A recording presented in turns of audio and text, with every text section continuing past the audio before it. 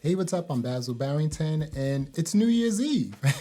And I just thought that, hey, maybe I will just record a short video, just to take us out of 2022.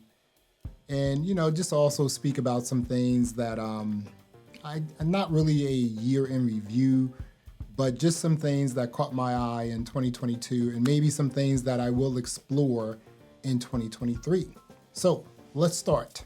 First, I want to talk about DJ controllers. Why DJ controllers? Well, because there are so many DJ controllers that are coming out on a yearly basis. Now things have gotten a lot less, in terms of how many DJ controllers are coming out on a yearly basis.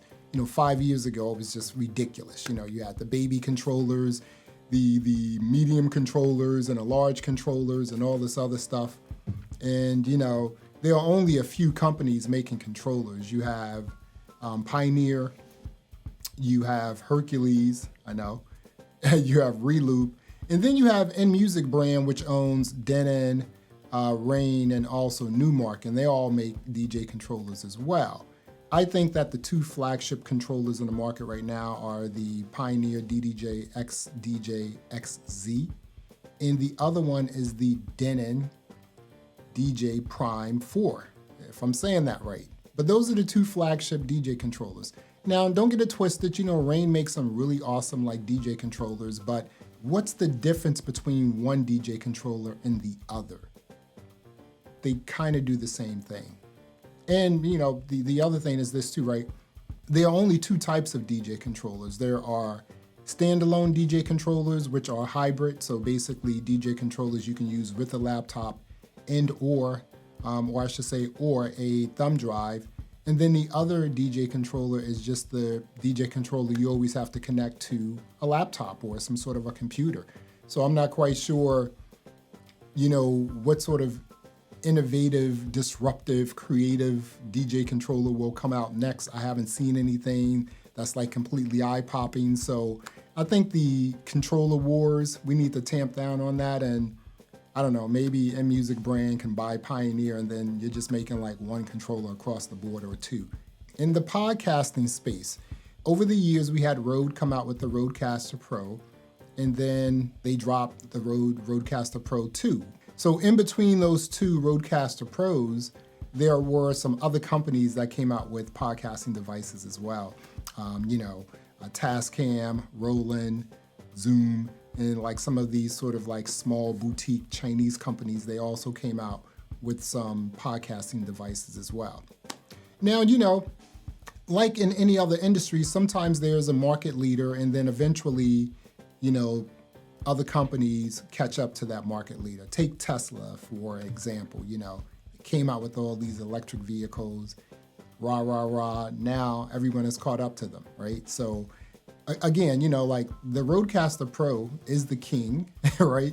I think that the Tascam Mixcast 4 is a close second. I was slightly disappointed with that device, and I don't know about anything else beyond 1 and 2, So I don't know, maybe even the Tascam Mixcast 4 is number 3 because you have number 1 is the Rodecaster Pro 2. Number 2 could be the original Rodecaster Pro, and then number 3 would be the Tascam Mixcast 4. Excellent device, all three of them, but there were some weird things about just the I/O and just the quality of the mic pre's. Now, what about the music industry space? Lately I've been noticing that when I go online to search for music to buy, sometimes I'll go to TrackSource, and then I'll also go to Beatport, and then I'll see what's available there.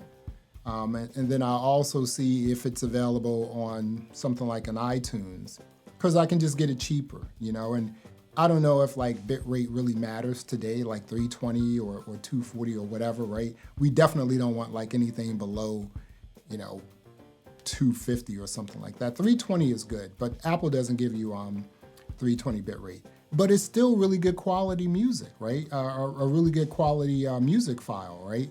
And the other thing I've been noticing about these companies where you're able to buy music as a DJ Is it me, or has the lines been blurred when it comes to different musical genres? Like, take for instance, Deep House, right?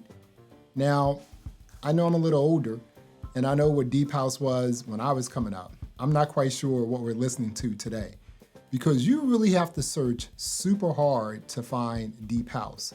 And only a trained ear will know exactly what that sounds like.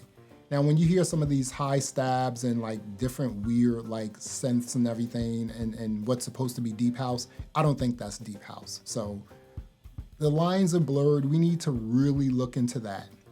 Try to separate everything. And the other thing is, like with some of this music I hear like on Beatport and TrackSource and some other sources, man, like, are these things being produced, well, not produced, are they being actually mixed by a real audio engineer? Because you can just hear the amount of plugins that were just slapped on a track. I mean, it's all muffled, and they think that's saturation. People think, adding all these plugins, creates saturation, everything else, because you're trying to make a track more analog than digital. But, a lot of times that doesn't work because, in the music space, well, I'll give you an example. So things that I've created, in a recording studio, when it's all said and done, I probably use maybe, 4 to 6 plugins. That is it. I've heard tracks, and I've been in sessions where, I see people adding like, 10, 20, 30 plugins on a track. Like, I don't think you need that. You don't need like, 20 plugins on a track. That's just ridiculous, You find the plugins that really work for you and you use them, and, there's also the plugin wars too, because, coding and programming is so much easier now. So a lot of these companies can just create, plugin companies. And so now you have all these plugins all over the place, and they're kind of the same. Some of them have different algorithms, things like that. They may sound slightly different, but they do the same thing across the board. So that's another sort of war we have to like contend with, the plugin wars. We have the DJ controller wars. We have the music production or recording studio plugin wars. And we don't quite yet have the podcasting device wars yet, because I think the Rodecaster Pro is so much further along that, it's going to take a little bit before, someone catches up to them. Not long, maybe like another year or two, something may happen. Or maybe Tascam Mixcast 4 comes out with a second version and it's a lot better. So we will see. Anyway, so I just wanted to come on for a really quick video here for New Year's Eve and thank all of my subscribers and my viewers for checking out the Crossfadr YouTube channel. We're going to be doing some like really cool things in 2023. All these subject matters I spoke about, all the subject matters I touched on, I'm going to do some deep diving into those and post videos specifically for each of those points. The DJ controller wars, the plugin wars, the recording studio plugin wars, the podcasting device wars, if that is an actual sort of battle. All those things I want to look into and try to like come up with, a pretty good production in terms of the video I would release on something like that. Anyway, I'm looking forward to 2023, and I hope you also come along for that journey. So, until 2023, Happy New Year, peace. And don't forget to check out our t-shirts on Amazon, exclusively on Amazon. We have some really great designs. It helps the channel out, and you receive your t-shirt in 2 days. 2 days. Order on Amazon, receive your t-shirts in 2 days, help the channel out, and leave a comment. Until next time, peace.